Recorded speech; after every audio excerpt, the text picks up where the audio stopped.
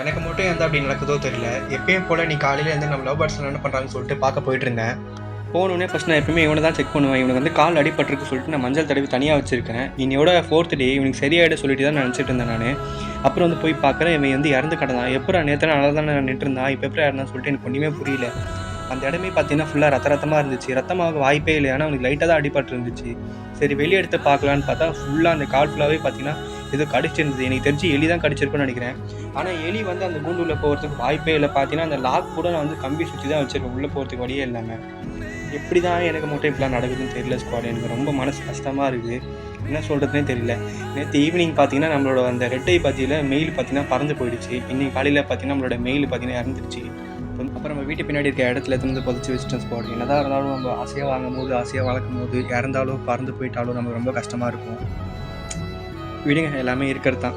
மறக்காமல் லைக் பண்ணிட்டு போங்க ஸ்குவாட். பாய்.